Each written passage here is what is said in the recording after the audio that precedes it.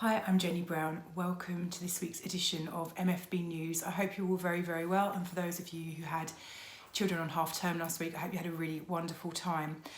What have we got for you this week? We're going to do our usual update in terms of what the lenders have been up to, kind of consolidate where we are with interest rates at the moment. We're then going to be sharing some information which has been released by the ONS, which is going to tell you how people are actually faring in this cost of living crisis in terms of arrears, rent arrears, mortgage arrears, that kind of stuff. It makes really interesting reading actually, just to see how things are really impacting people. And then I'm going to be talking through the latest data that's been released by the Mortgage Works with their rental income demand and tenant demand analysis as well, just to kind of give you a feel about how your peers are finding the market at the moment. Okay, so another week of lender movement in terms of pricing, and as I guess we all sort of kind of foresaw, the kind of pricing we're now seeing is very small minor adjustments, a tinkering of interest rates rather than anything too sizable. Anyone who's making large adjustments now are those lenders who haven't yet or didn't make an adjustment after things settled post mini budget. So what have we seen? So we've seen Virgin lower their rates, so their pricing, 5-year rates are now from 4.54 and 10-year actually from 4.59. Now it's interesting, I think at the moment, some people are really inclined to take 2-year rates because they recognise that we're kind of going over a hump at the moment in terms of interest rate pricing. And so actually they feel that after 2 years, when their rate ends, they'll be looking at lower options. Other people are just saying, I'm a bit sick of this whole up and down interest rate gig. I'm just going to take a 10-year deal and forget about it. So really nice to see Virgin bring their pricing down. Virgin are a sort of vanilla lender, so no HMOs, no multi-units, nobody with portfolios of more than 10 buy-to-let properties in the background, no limited companies. But what they do, there's some really nice pieces of criteria in their policy, so no minimum income requirement. You can have up to 10 buy-to-let mortgages. That encapsulates the vast majority of landlords actually.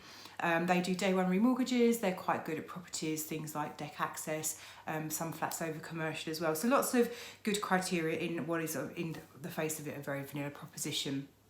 Now we've seen Skipton reduce their 5-year fixed rates. Their pricing is now from 4.84%. Again, Skipton, another very vanilla lender there. We've seen Barclays reduce their rates, and this is quite a large drop down actually, by up to 82 basis points. So another lender who hasn't been making these small increment reductions on a kind of almost weekly basis. We're seeing some lenders doing. They've kind of held firm on their pricing. They made one large step down. So their 5-year fixed rates are now from 4.75%. Barclays as a lender, I don't like them personally, being totally candid about it. I find their lending policy unclear and not transparent at all. The way it works is that they only lend to individuals. They run an overall affordability calculator based on your own income and the rental income across all of the debt that you have, including your own home and all of your buy-to-lets. So actually this really only works for those people with 1 or 2 buy-to-lets, and it can work really well, and they do top slicing. So if you're someone who has, as an example, your own home with a mortgage, a really well-paid day job and 1 buy-to-let, and that buy-to-let happens to not be meeting rental calculations on the standard basis, actually Barclays are a really good home for you there. So they do have a kind of place in the market, but I wouldn't say they're particularly landlord friendly by any stretch of the imagination. Now we've seen Fleet make reductions on their pricing as well. So they've introduced a 2-year fixed rate. Pricing here is starting from 5.69%. They've also launched 5-year fixed rates with lower rates and higher fees. Again, there's a real theme on the market at the moment here, where lenders are dropping down the interest rates but whacking up the arrangement fees. The reason for this is twofold.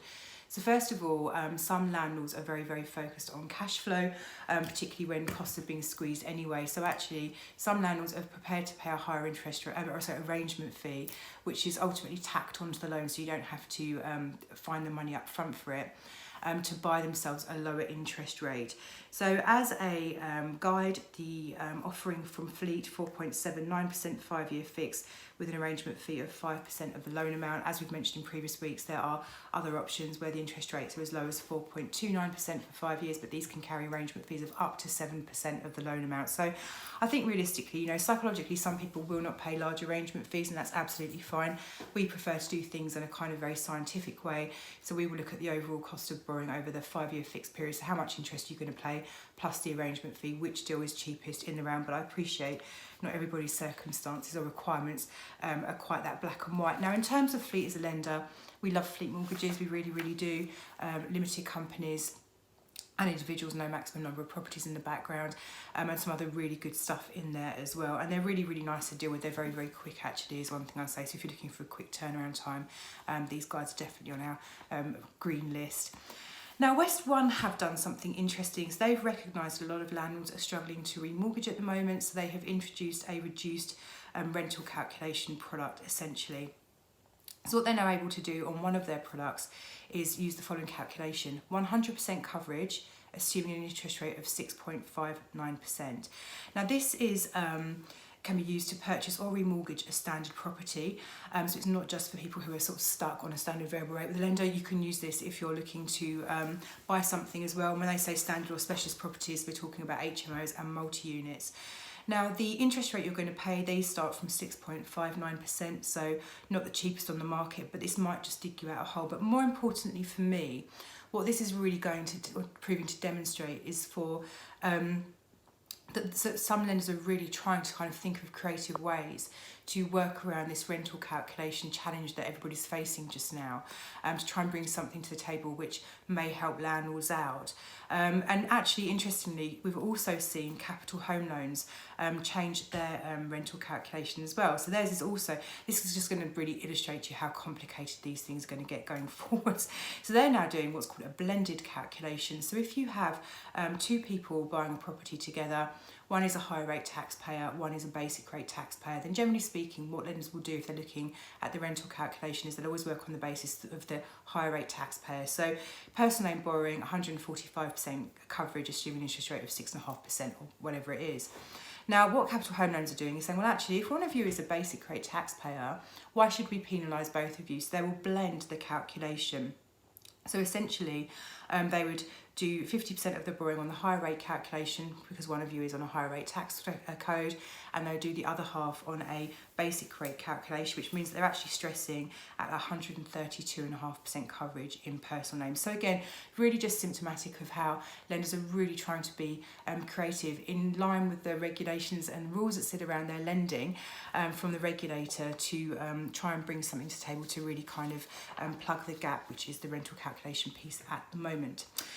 Now, we've also seen Landbay bring back rates for HMOs and multi-units for first-time landlords. So you guys will know, if you watch this video often, that actually if you're a first-time landlord, getting a mortgage on an HMO or multi-unit is quite difficult. And that is because lenders feel that actually if you've never let a property out before, and those of us who are landlords will know that it's not always straightforward, they don't want you to go from having no tenants to having maybe 6 or 8 tenants. It would be such a huge baptism of fire. So what they sort of say is, look, cut your teeth on a normal property first, get a couple of years experience under your belt, then come to us and we'll be interested to fund this for you.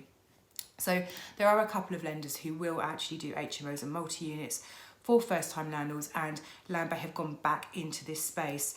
Now, they've also made some reductions on their pricing for small HMOs and multi-units as well. So for them, this is 6 or less rooms or 6 or less self-contained units.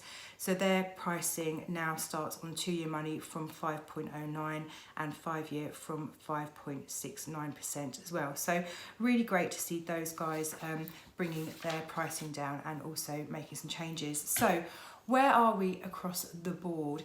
Now, as I mentioned in last week's video, we are seeing swap rates floating up. I think, and while no one's sort of saying anything categorically, I feel that it's connected to the fact that the ECB have massively undercooked what they need to be doing with regards to interest rates in Europe.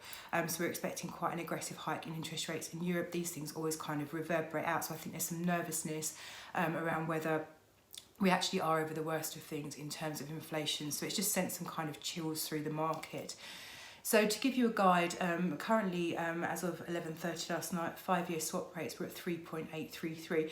This will make you will give you some context really. So this time a year ago, 5-year swaps were at 1.579. So it just really shows how things have changed. On the 23rd of January, 5-year swaps were at 3.599. So they've inched up a fair amount since then. 2-year swaps as of last night were 4.406. On the 21st of Feb 2022, they were 1.372. So again, huge increases. So what does this mean? So those lenders who are lending off the money markets, the wholesale markets, these guys, their cost of funds has increased. So this is going to be really relating to those lenders who don't have balance sheets. So those lenders that you would save with, essentially. So think about your high street institutions, your NatWest, Santander's, Nationwide, those kinds of players. So those lenders who don't actually take savings money are then relying on institutional funds. This is where their pricing has increased. So really the specialist lenders are going to be the ones who are more likely to be impacted by this. What this means is that actually if their cost of funds is going up, then their mortgage rates, their pricing will need to either go up or at least stay static. So what we're not expecting is any significant reductions in the specialist space for the time being. So where are we in terms of rates in the round? So personal borrowing, straightforward properties, your 2-year fixed rates are from 3.99.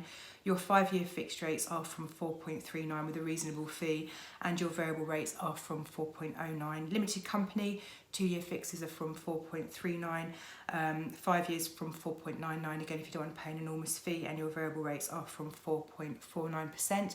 Predictions remain that there's going to be another base rate increase next time around in March of 0.5%. Now we all know that the cost of absolutely everything has gone up at the moment, and it's just quite interesting to read how tough people are actually finding it, because despite the fact that costs are going up, actually a lot of people are enjoying pay rises as well. So how bad is it? So there's been some statistics released from the ONS which I just found quite interesting. I'm just going to read this out to you. So the ONS had impact of increased cost of living survey, which was conducted between September 2022 and January 2023, found that a quarter of respondents paying off a mortgage or loan which helped them buy a home said their mortgage costs had gone up. Meanwhile, 23% of renters saw a rise in rental costs, and a third of shared ownership owners reported a rise in mortgage and rental costs. Of those paying a mortgage or loan, 59% said it was very easy or somewhat easy to keep up with mortgage payments, as opposed to a quarter who were finding it very difficult or somewhat difficult. Some 42% of renters found it very or somewhat easy to keep up with rental costs, in contrast to 39% who said they were struggling. Meanwhile, 51% of shared ownership tenants said it was easy to keep up with costs, compared to 31% having trouble. So I think what we can take away from this is that actually it seems like people sit in one of two camps. So 50% of people, broadly speaking, are actually finding things very, very manageable at the moment, and the other half are not. What does this mean? So I was reading an article recently saying that actually the number of people going into a rental arrears is really starting to slow down. I'm guessing this is because people are, I wouldn't say okay with the cost of things going up, but people are maybe adjusting to the cost of things going up now and starting to find their own way. And also some people have had pay rises which might help mitigate that. So I think really the message is for those of you with tenants, just to be incredibly mindful that, there's a 50% chance that your tenants are finding things incredibly hard at the moment. What does this mean we should do? I mean, it's really hard to say, isn't it? The reality is that rental incomes are continuing to increase. The conversations we're having with our clients is they're saying, look, I do want to put my rents up, but I also don't want to put my tenants under too much stress, just because it means that I can make some more rent that actually at the moment I don't really need. So I think that actually the sense that we're getting is that most landlords are being incredibly responsible, really trying to kind of work alongside their tenants to make sure that actually everyone kind of comes out of this, the other side, relatively intact. And that's me for this week. Thank you as always for joining us. If you have any questions, we'd love to hear from you. 0345 345 6788. And there is an abundance of information on our website.